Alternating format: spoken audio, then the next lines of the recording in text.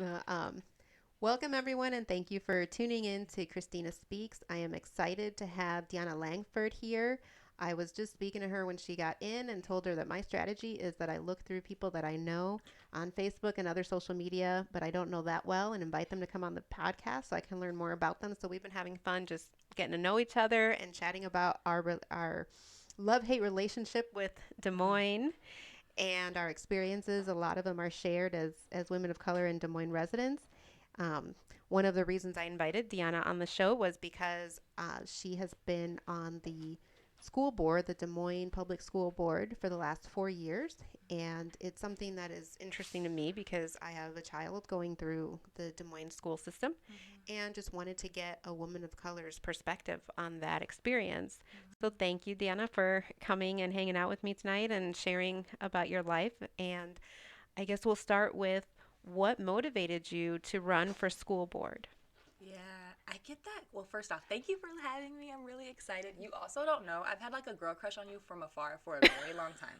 Oh No, my I'm serious. gosh. I know it's a little creepy, but I have. So I'm really excited. And I never really have talked to you at Marlou's parties because it's just, late and whatever. But so I'm very excited to be here and I'm very honored that you invited me. Oh, thank you for coming. Yay. But I get that question a lot. I don't think there was one defining moment for me. I think there were a lot of small moments that led to that door being open, to me even thinking about that, and then the actual decision. So I was talking with Christina earlier, and I shared that I was raised by my great grandmother, and she had a really, really strong emphasis on education. Like, that was grandma's most important value. Um, and so from like a very early age, she would like, I remember like being 2, 3 and sitting down and working through like these old school flashcards with like the words on them, or we'd be driving and she'd be asking, what's that word say? Or what's that sign say? What's that sign say? Um, and so when I got into school, I had some experiences I think that just shaped me in an interesting way. Like I remember being in kindergarten and I've always been a talker and I've always been really energetic. Really, I was an annoying kid. I was. I was an annoying child. I would not like me. Like, if I met a child like me, then I wouldn't like me. Or now. But I was in my kindergarten class and I was talking, and my kindergarten teacher realized I was bored. And so she had me tested for gifted and talented. And, that I was stimulated and things were fine. Well, the following year, in my first grade classroom, Miss Kramer, I wonder what happened to her. Um, Similar behavior, she actually referred me to the PACE program, which was a juvenile delinquency program at the time. Wow. And, it turned out to be a huge blessing in disguise because I was introduced to Bruce Smith, who became, a huge, huge part of my world. Followed me on to, he literally went to my college graduation. He became a Wow. part of my family. But it was just two very different reactions to a child, right? Right. So that was a very early experience I had. And then I remember being in high school, maybe middle school, and my grandmother would always watch Oprah after school. So I get home, Oprah be on. I'd be eating my snack, and we'd watch Oprah. And they had this episode on where she was looking at Chicago public schools, and she was looking at education inequality between their suburban counterparts. Oh, goodness. And that sticking out to me. And I was a nerd because my grandma valued education so much, so I read a lot. I remember reading this book by Jonathan Kozol called Savage Inequalities, and it was looking at public education systems in cities versus suburbs and what factors contributed to kids succeeding. So then when I went to high school, actually when I was in middle school, I got tagged to go to Central Academy, which is a preparatory academy through Des Moines Public Schools that offers students the opportunity to take advanced classes. Well, they had a pilot program for kids of color, and they like selected us in 7th grade. There were maybe 100 students who started in that program, and less than 10 of us made it to graduation, and there were no men of color. Wow. And I think in my experience there, there were so many stark differences that I realized that were taking place between the education I got at Central versus my homeschool and how I felt in those settings. I developed an insecurity at that age because I always felt less than. I remember very starkly, it was like my sophomore, junior year, we took our ACTs, and all my peers like they were telling their scores out loud. I remember thinking my score was so much lower than everybody else's and thinking I'm not smart enough to be there, that imposter syndrome. Yes. Like I'm really not smart enough to be here. Mm-hmm. And I would see the differences in terms of like the rigor that we had at Central. And meanwhile, it's my senior year. My best friend, who I actually was talking about earlier, who I visited in St. Louis, she's an accountant now. She's super successful, but she couldn't even write a topic sentence. And it's our senior year of high school. I saw how the teachers, and we had a lot of phenomenal teachers along with. This is not a barrage against teachers. It's just what I was noticing at that time. Sure. I remember coming back to East and having friends in night school, and I just popped my head in and like, you know, nobody's there, like their heads down on the desk.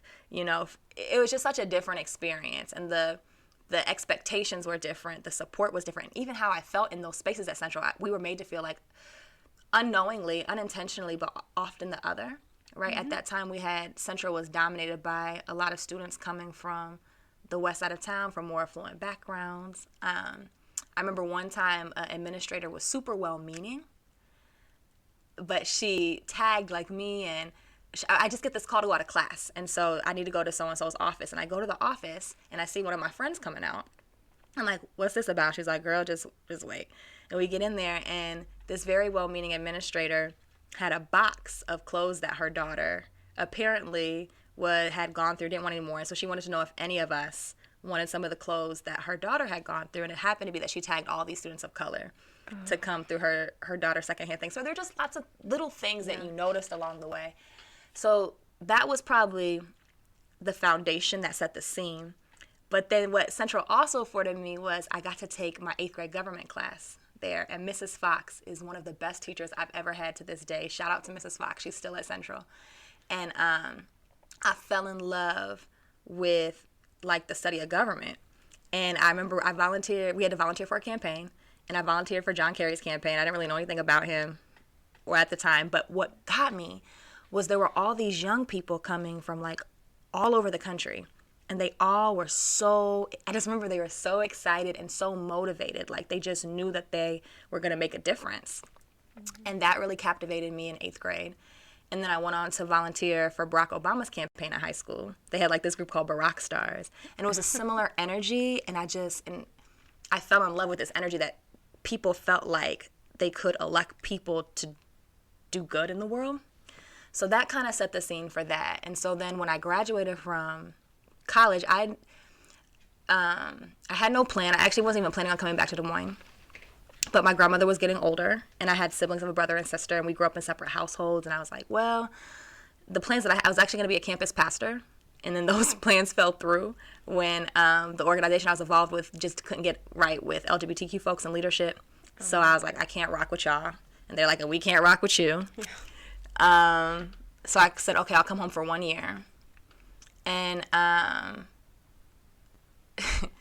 did workforce development and stuff, but I ended up organizing with this group called AMIS. And that was another huge piece for me, because it was this idea that they didn't really do political work, but it was the idea that everyday people can make change. That like, I just became obsessed with this idea, like, because there were so many things that I just saw wrong, and I was super disillusioned with government and politics. I actually was like, it's all trash. But through this organization and working with different groups of people, I saw the power that people actually had when they came together to do things and get things done in their communities. They had me out in California, and I remember there's this group of older ladies in Marin County, California, and they were working to get a homeless center or a homeless shelter in their county. And I just remember being in this meeting where they were like holding the mayor to task. And they were like, you said this thing and you said this thing and you haven't done this thing. And I was like, wow. Like, and they were making progress. So when I came back to Des Moines, I was with my cousin Ramon, and definitely wasn't thinking about politics. But I remember looking, he actually went for the appointment when Pastor Toussaint Cheatham resigned. The board had to fill a seat. And my cousin Ramon actually went for the opening while I was living with him. And so I remember just like looking at the school board website and thinking, oh, wow, like that would be really cool to do one day. Mm-hmm. You know, I care about education. And I remember looking at Terry Caldwell Johnson's profile and Connie's profile. Like, that just seems like a really cool space to be in. But I didn't, I was literally 21. I wasn't thinking about it seriously. Maybe I was like 35 or something. And then a year or two later, a couple years later, I get a call from my cousin Ramon, and he was like, yo, the seat is open. You should think about running. And literally, this is when I'm living in my baddie apartment in Sherman Hill, and I'm super poor. Like, I was working at Children and Families of Iowa, and I remember saying, like, well, I'm super young, and nobody's going to take me seriously. I don't really know anything about education. And he said, I want you to stop and think. He's like, none of those reasons are actually good reasons to not run. Like, think about what you add. Think about what you could add to the board. And Good advice. it was. And when I started thinking about it, I'm like, Rob actually still gives me crap about this today. I didn't know he was under 40. But at the time, I was like, well, nobody on the board is under 40, even though Rob was like 33. Like, it was his gray hair. He still gives me crap about that. He's been like over 40 in my mind for the last like 5 years. But I know. But yeah, I just thought about there's nobody in that space. At that point, I was less than like 5 or 6 years removed from my high school experience. And I thought that, I could add something there. And so I literally was just like, you don't really have a good excuse not to do it. And I just kind of jumped in with both feet. But I had like no preparation, no, I had no idea what I was doing. I just literally said, okay. So that was 4 years ago. So you have now had the seat. You've matured in the 4 years. What are you most proud of that you've been able to push through your time on the school board? Yeah, that's a good question. I need to think about that for a moment.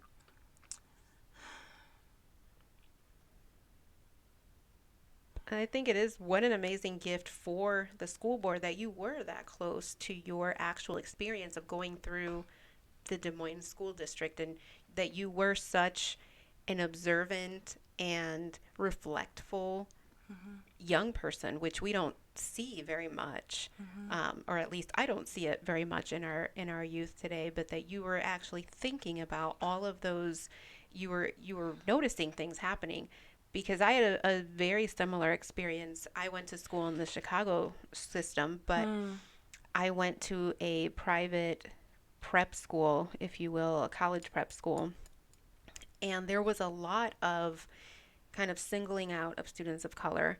I was one of the first Latinas to ever graduate from the school. And I think in my entire graduating class, and these classes were very small, there were maybe 70 of us. Total people of color, men or boys and girls. I think there were maybe 10 of us in that group. And I do remember some very distinct times where we were singled out and made to feel other and less than in ways that at the time, having come from a community that was all of color, I didn't really know that it was discrimination. But I would get to a meeting and I'd look around and it was every other student of color who was pulled out of a class and talked about things like ethics and not stealing and not selling drugs. And I think to myself, okay, nobody in this room would dare put their scholarship on the line to steal someone else's stuff. But I know some of these rich kids who pay the full tuition who are constantly stealing from each other, from the cafeteria, from us poor kids. But it wasn't something that struck me as, oh, this is discrimination. I just thought this was wrong. And it felt wrong. And rather than tell parents or get up in arms, I just remember I distanced myself from the school. To this day, I have never gone back since the day I graduated. I have zero interest. I get the magazine, the alumni magazine, and it goes from the mailbox to the trash. Like, I just decided this is not the place for me, but I'm going to milk it for what I can and use it as a stepping stone to the next thing. And being that it was a private school, I'm sure that they had some kind of board and there was maybe some people that I could have gone to and said, hey, this is my experience and it's not unique from other students of color. But it didn't even dawn on me. I took the opposite approach. I took, okay, I better just use this to my advantage and get the heck out of here as fast as I can. And if I make a friend along the way, great. And if I don't, I didn't come here to make friends. You know what, though? That experience is so common, though. Like, that's how a lot of my friends honestly reacted when we went to the University of Iowa. Like, I had a different experience, but a lot of my friends literally like the level of racism that they experienced at the school literally was like, I don't want anything to do with this institution when I'm gone. I came here to get what I came here to get, and when I'm done, I'm done. Don't send me don't call me alumni, don't ask for no money. I'm not, you know what I mean? So, and we just have so many different ways that we react in those systems. And I think, and another point to how you responded, it's like things were so different even like 10, 20 years ago. Like the things that are elevated in discourse now, how we talk about it, the things that kids are talking about, like, and I'll get back to your question about what I feel the most proud of, because I've been thinking a little bit about it, but it's like how I think about Movement 515, right? Like, that was even kind of unheard of, you know what I mean? This platform to give young people the opportunity to have the language to articulate a lot of the isms that they experience, right? Yeah. Like, I think about, we didn't have the language to talk about sexism or microaggressions, right? But we experienced them all the time. We did. And it was so funny. I was sending a link. Somebody had called me this last week about things that are going on in the school district. So I sent them a link to the board website. And the picture that popped up, I don't know why, but it was like, you know, from even if I was elected 4 years ago, it's probably from like 5, 6 years ago. And the composition of the board was so different. Terry was the only person of color on the board at the time. It was a lot more white men and a couple white women, right? Like, so I just think that the climate that we're in, like, young people weren't having these sorts of conversations. Right. You know? Mm-hmm. Even a few years ago, like, it feels like folks are just more woke now. I think when I think about the things I'm most proud of, it's not necessarily like one initiative or anything that I've passed. I think it's been you get things, what I'm learning is nobody really does anything by themselves. You have to work with people. You might be an instigator, right, sometimes, but in most cases, like, you need other people to do the work. And I think that I've been able to push the board and the superintendent to have a focus on equity in a way that the board had never really had a focus on equity before. And I'm really proud of the work that this group of 7 people have done in terms of, like, when I first came on this board, the dynamics were completely different, right? You had 4 incumbents who had been there a long time. You had 3 new people coming in. There was a lot of animosity between the 2 factions. It was very almost like political in the sense, in terms of, you know, people freaking out because the new people came in with a lot of, you know, they had done a lot of work before we were elected in terms of governance and learning what a school board's role is and how to govern effectively. And we came in, and there was a lot of rhetoric. I remember around the time, what were some of the issues? There were just things that, honestly, we hadn't done a lot of our homework as we were coming and wanting to do a lot of change. And there was a lot of apprehension from people who had been there, like, don't get us off track. Right. There was a lot of assumptions that were made about other people. It was just a different environment. And over the last 4 years, this board has been increasingly focused. Like, everybody on that board recognizes that, for the most part, that we care about students of color in our district. And so we're going to create policy, and we are going to push our superintendent to make sure that those students are successful. So, like, the culmination is we just got our board goals together, and they're very specific, very targeted goals. One of them is that all of our black males 72% of our black males will be reading on grade level by 3rd grade, right? I think we're at currently like 50-something%. It's a very ambitious goal, but a district's never said specifically, we're going to focus on our black male students. You know, there's a lot of folks in the community who would be like, well, why just black males, right? I think that certainly didn't happen overnight. I think it's the result of several years of conversations and discussions and pushing people to recognize that this is very important, and working with other people to build the support to make those sorts of things happen. And I think that's what I'm most proud of, is that not only do I work with people who are so focused and committed to the kids, but that I actually contribute real conversations around what equity look like in our district. And also, the things that don't happen at the board table is, honestly, I didn't understand the power of it before. I really didn't realize it. I remember like being at a bar one time, and I went to college with this kid. I didn't know him that well. But this young dude, like, he comes up to me. He's only a couple years younger than me. I shouldn't say young dude. But he literally started, it was like maybe right after I got elected, a year or two, and he started crying. This dude literally started crying. And he was like, you don't understand how important it is to see you in that space. And I had never really thought about the way, I'm like, this is just dude, this is not like a state race or a presidential race. This is just your local school board, but like anybody could do it. But there was power. He was so, and I've seen that happen with other young people, like what it does to see somebody young that they can almost relate to, and this person of color in that position. I'm really proud that I think if it hadn't have been me, it would have been somebody else. I think obviously at some point, but I'm happy to say that I think I opened up who people believe can represent and run in local government. I think I'm seeing a lot more young people, people of color, people from the community, just everyday folks that are running. And I think I got to help contribute to what that looks like here, because nobody expected, A, that I would even run, or B, that I would win. Yeah,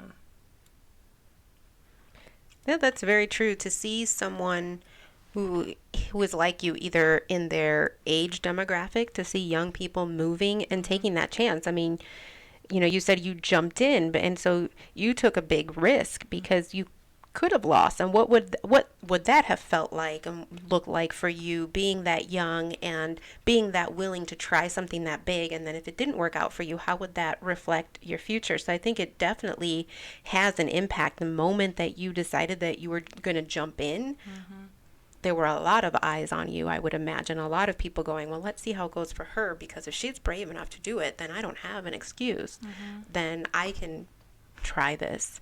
And it's going to be very exciting and interesting to see who does follow in your footsteps. I know a couple of young Latinas that have been interested and have talked about it, and one that ran, to see if she decides to run again. Yeah, that was my buddy, man. I was so sad when she didn't get elected, but also like so excited, because I'm like, we're out here, we're changing what this looks like, right? Exactly. Like we're both serving as like representations for our community about what this looks like, and now other people are going, right? And before then it just didn't look like that. So I mean, you're part of leaving a legacy of young people young people of color in particular, to say, I've made this space for you. And it challenges us too, to think, okay, we don't want you to be the last one. So who else can come in and brave what it's like to be then the second one to fill your shoes? You've opened the door. Now who's going to walk through it? Do you have any ideas, or are you encouraging anyone that you? Yeah, absolutely. I think that's part of the responsibility. I also think it comes to twofold. So yes, I'm absolutely encouraging people. I'm having conversations with people right now about, I guess I should say this publicly because we've had the conversation, but I am resigning from the board, official November 19th, which will be the first board meeting after the November 5th election. And we can talk more about why later if you care, but so I think that there's a responsibility, absolutely. I think the one thing that makes me the most nervous is that I want someone in that seat who's going to actually advocate for our kids. But you can't guarantee that, if I would have, finished out this term 2 years from now, you can't really tell who's going to run. But I do think that I personally feel a responsibility to have conversations with people and encourage other people to run. And I think even beyond this, I think one thing I'm really interested in is creating some sort of pipeline that actually trains, and like what Rob is doing with Latino Political Network. I love that work. I think that's so dope and so necessary. I would like to see us have a pipeline for Black boys and girls in Des Moines, like in the area, to like, what does it look like to run for local office? So yeah, I'm absolutely having those conversations. But I also think, like, you never know, right, who's going to come out of the woodwork. Nobody would have thought that, like, I was going to run. Like, no, you know what I mean? So you don't know who's interested, and you don't know what's going to happen is also, I remember actually talking to Marlou one time, and she was, because I think there's also this thing that happens within politics where people, um, they almost choose their successor sometimes, or people feel like entitled, it's like my turn to run. And I remember Marlou talking about this time she was in a meeting and, excuse me, just saying that, like, who says like it's somebody's turn, right? Like, who are you to tell me like it's my turn or not? And so I also think that, like, when you represent people, like, that's all an elected role is representing people in a certain space for a specific objective, right, or in a specific realm. Like, that should be open to whoever wants to do that. You know what I mean? I'm not saying that you shouldn't have relevant experience or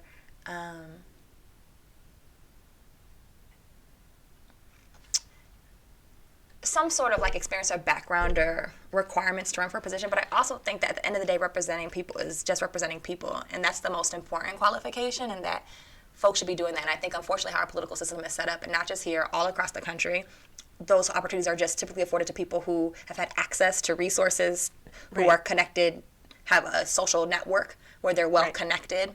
I didn't have any of those things, and that's what I'm most passionate about, is like, thank God for Deidre DeGier, my good friend who ran my campaign at the time, right? Or, and Terry Caldwell Johnson, who reached out and literally helped me get connected to people, helped me run. Like, I would not have won without those. And my cousin Armand, right? But so many people that I know that I think, man, you could be really good, but they're like, well, I don't know the first thing about it. So I just, yeah, I definitely feel a responsibility to kind of build some of those supports so other people can lead, you know? Sure. So you've served for 4 years, and thank you for your time there. What do you see is next for you? That's what I'm excited to explore, to be honest. You know, I also, something you said earlier, like, I think there's, I don't want to put like young up on this pedestal as if it's the end all be all. There are good things that come with having, you know, young people in positions of leadership. And I think there's also, in my personal experience, there have been harder things about running at such a young age. Sure. I think, you know, maybe other people are more settled in where they know that they want to be and what they want to do. But for me, I've dealt with a lot of personal upheaval in these last 4 years. And just, I think the crisis where you're trying to figure out what you want to do and what you're here for in your 20s, right? Figuring all that out while you're in a position where you're responsible for other people, it can be a lot. And I think really at the end of the day, like, it's just a different perspective. It's valuable to have young people in places because our schools are filled with young people and our community is filled with young adults, and having somebody who offers that perspective is helpful, in the same way that, thank God, we have people who have financial backgrounds on the board, right? And thank God we have parents on the board, and all those perspectives come and make a really strong body.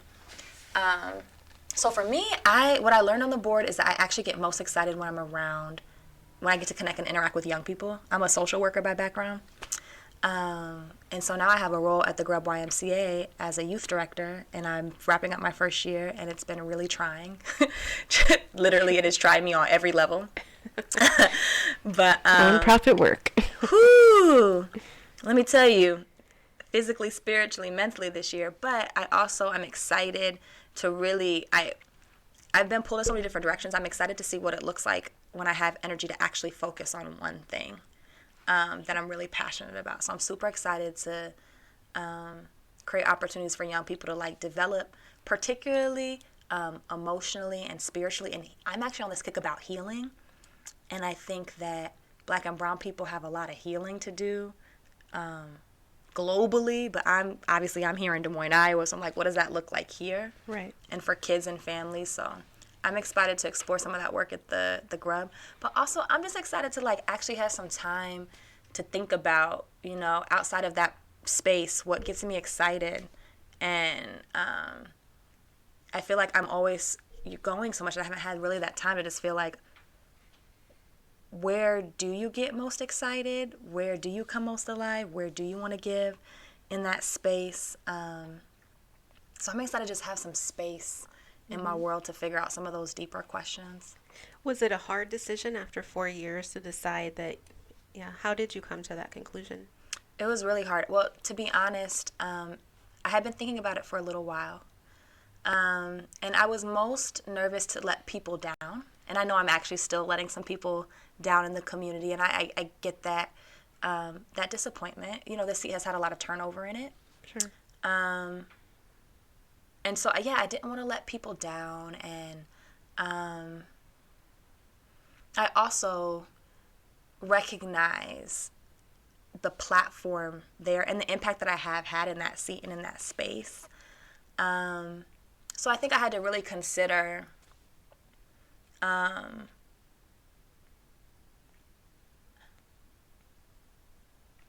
ultimately, though, what I realized is that I was holding on to it out of fear. And that's just not a way that I want to live my life, right? I was afraid of what people would say, if I would disappoint people. What if there's no other platform like this where I get to have this sort of impact? What if I want to run later in my life and this is a thing? Just all these what ifs, what ifs, what ifs, what ifs. And I'm like, if this is the reason why you're holding on, that's not a good reason to be in this space. Right. Somebody else will have the energy and the vitality, right? And the excitement to do some really good stuff. You just have to trust that. But you, sis, got to go do something different because your heart is not in this space anymore. And I just had to have an honest, really honest conversation with myself. But yeah, there's definitely, and I mostly feel peace about it. So that's how I know that I'm making the right decision personally. And sometimes you have to, you can't give from an empty cup. I think for a long time, I was just trying to give from an empty cup, just kind of with some of my own personal stuff that I was dealing with. So I know that I had a good friend. I actually just ran into her yesterday. I was at the Storytellers Project, and I remember I was kind of thinking about this thing and I don't know what to do. And she was like, the same Dionna that ran for the school board, right? And all the things that compelled people to vote for you in the first place, like, you still have all that good stuff. You're not any different. A title does not make you. You served in this role, and thank you for that. And now there's another space that you can go and contribute to, and somebody else can contribute to that space, right? But you're not any less than because you choose to move on. And so I think for me, I know that whatever space I choose to give into next, I'll be in a better internal position to really give. And I'm excited about that. And I also just have faith and trust that we're going to have some really strong candidates come out who are actually here for the kids and not doing it for personal gain or ambition or a stepping stone. And I'm going to do my work to make sure that we get some candidates out there who will be good. So if you are listening and you live in District 2, okay, and you care about kids, you care about black kids and brown kids and poor and working class families, and that's something that you identify with, we're looking. This seat will be open. The election is November 4th. This is the time I'd be more than willing to have conversations with anybody about what that process looks like to run and be helpful in any way that I can. This is the time that you would need to be thinking about that. People are going to be starting their campaigns this summer. So, and actually the typical season is only a couple of months. So we used to have elections in September. Now they're in November. A new law changed. So you have some extra time to think about it. So this could be a space where you could serve and have a huge impact. So I hope you will consider that. And from what you have shared, your own personal journey to get there, it takes someone with a heart and a willingness to take a risk and listen to what the people want. And I think that that's something that a lot of people feel really disheartened with politics today. They feel like the people aren't being heard, and they forget that local government is really where the ears are biggest and where the hands need to be out more in terms of helping. Everybody wants to turn out for the presidential elections, but locally, that's the impact every single day. As I mentioned, I have a child who goes through the Des Moines schools. I literally just going to ask, what school does your baby go to? She goes to Roosevelt. Okay. And, before going there, you hear, oh, Roosevelt, and people have a certain, idea about what it's like to go there. And my experience as a parent there has been very different than what I thought it was from what I had heard. And, I've thought to myself, maybe I need to go on the school board because, there's so many things that aren't right. Don't get too excited. Sis, don't get me excited over here. You got me ready to jump out of my seat, okay? But I've just thought, and I think about the young people in my life who are going through school now, and I think, ugh, there's so much more that can be done. But then I think about the big picture. Okay, but we have these overworked teachers who are underpaid. We have all this violence in the classrooms. Like, all of those seem to be like a so much bigger than what I can do. Yeah. And I'm with you on that. I hate to disappoint people. Would I take something on and then not be able to make changes in any of those areas? And I think what I wanted to get at was that, but that is the challenge when you go into local government. That's what you're really addressing head on. The presidential election isn't really going to put money in the pockets of our schools. It might set the tone, but it's at the end of the day, our kids are going to be impacted by what people like you and I do, the decisions that we make, the voices that we uplift. And so thank you for dedicating 4 years. I get where you're coming from to feel like you're disappointing someone, but 4 years is a long time to be committed to one thing.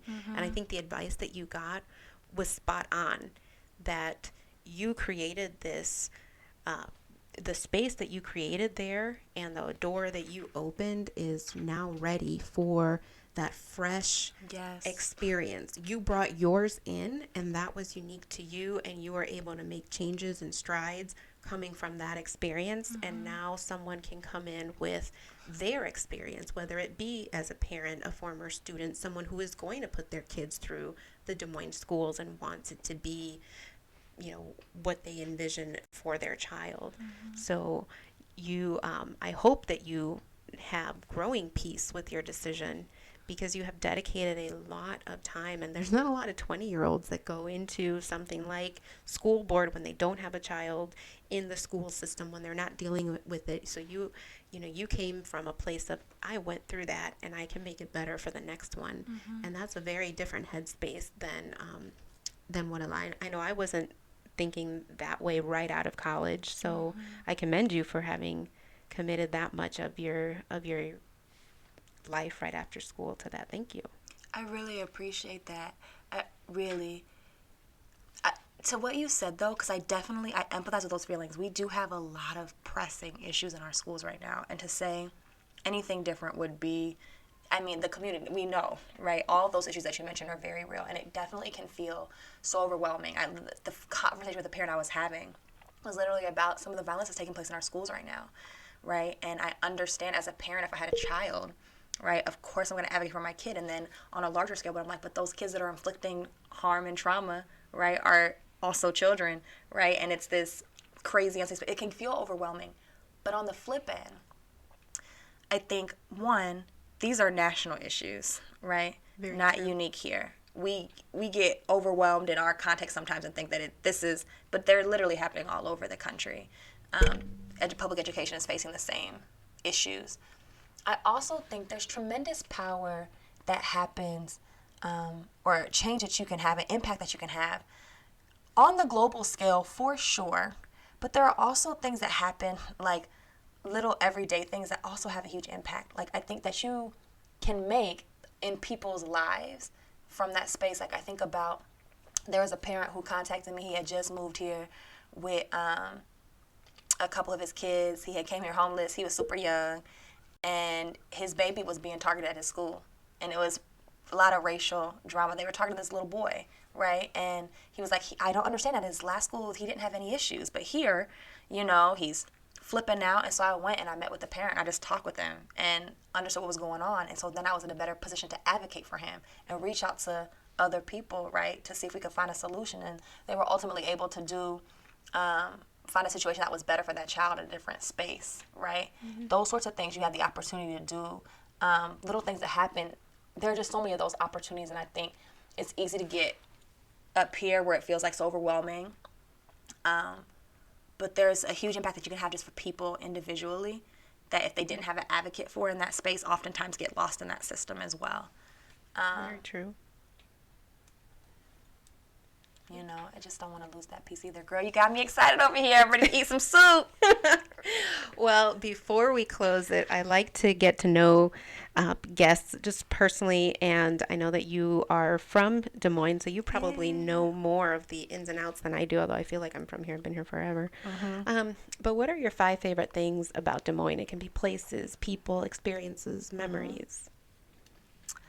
I think it's a forgotten memory, and I actually never got to witness it, but because I was raised by old people, right?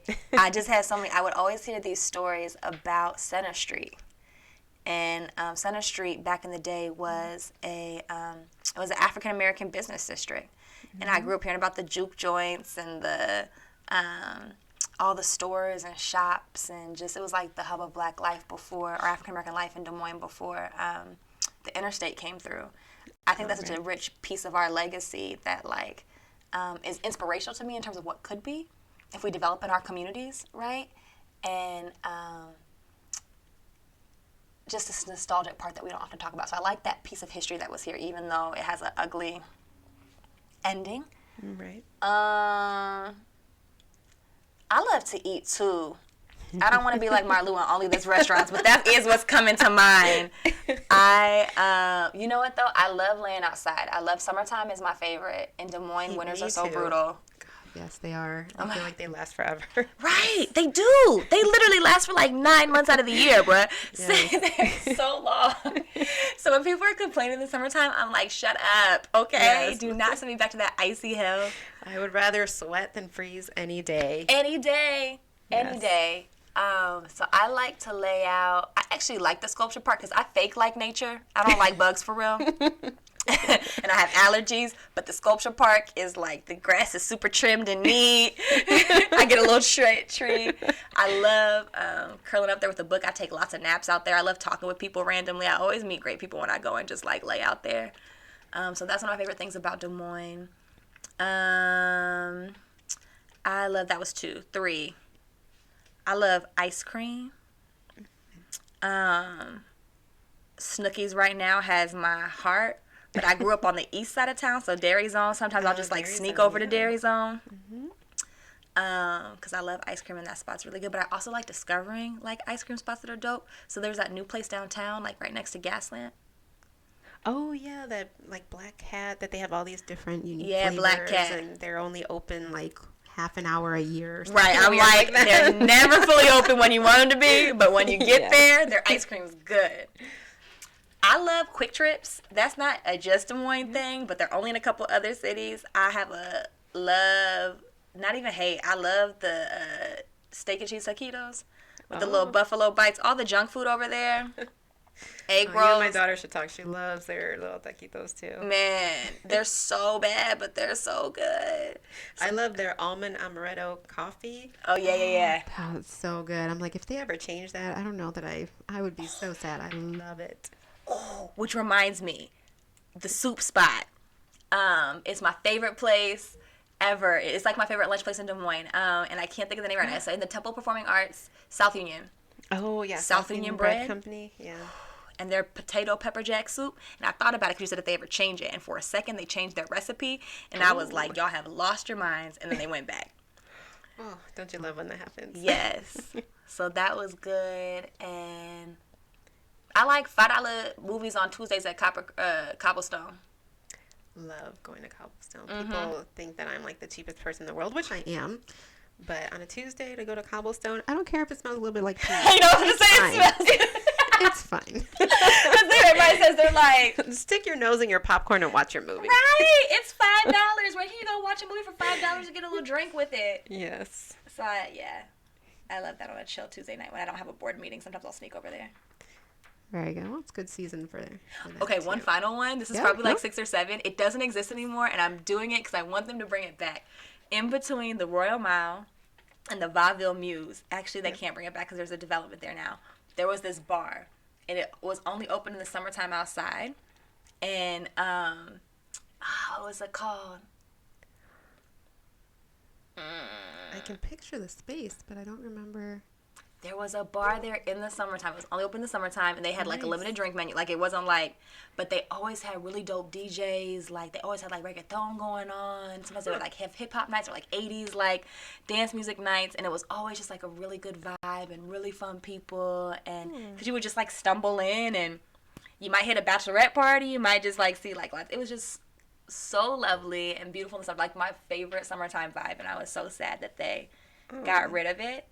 yeah, that sounds like a cool spot. Favorite part of Des Moines at one point that no longer exists. It was that year right before I ran for school board when I was living my best summer life. Well, now that you're not in school, maybe you can bring it back. Maybe, Find another little maybe spot. I need to find a spot that we can resurrect that greatness because it was truly beautiful. Yeah. Well, Dionna, thank you so much for spending part of your evening with me. I am so glad I got to know more about you, and I definitely think that we'll continue conversations. We'll have to hit up some of those spots, get some ice cream, some coffee, go to Quick Have Trip. I crawled into your heart? Because I have told you I've been trying to make you my friend for a while now. I've just been too shy to talk to you. Well, now you're stuck with me because now we'll get a coffee going. I've got some ideas for things for you to be involved in, and I have a feeling we're going to be talking more about some things that you Yes, we are. thinking of. We sure are. So you mentioned storytellers. Will you be a storyteller at Stories Tell My Daughter? You know what? My mother is going to be. I would. You know, my mother. I didn't mention her. Because I was mentioning my grandmother, who is my heart, but my mother is also my heart. And I actually live a block away from her now. I didn't think I could get any closer to her. And she does local theater. And I got to go to the last show with my mom.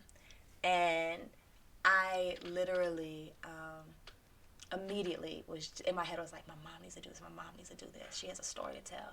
And then she looked at me at the end of the show and said, you know, I think I might be interested in doing this. But she's still nervous about it. She's like too afraid. So I wouldn't do Stories Tell My Daughter. Yeah, my mom has to do that. I can't wait to see my mom do that show. Well, it was. I'm hoping to get Teresa on the podcast. I don't want to bother her now because I know she's kind of a one-person show, but afterwards to kind of get her thoughts on it. But that is a great initiative. And as a storyteller myself, I love that there is a space for women of color to share, and she does an amazing job with that production. Yes. Yeah, the whole room is crying at some point. Yeah. But then laughing, Yes. Yeah. I've never really thought of myself as a storyteller. I always feel like I ramble and don't tell the best stories, but I love hearing people's stories. That's why I was like, this is such a dope platform to just connect with people and hear more about who they are. So thankful you're doing this. Another platform for women of color to tell their stories. Exactly. Not just, but you know. Yeah. But one where they're welcome. It's a welcoming space for sure. Yeah. Thank you so much, Dionna. And now we get soup. Yay.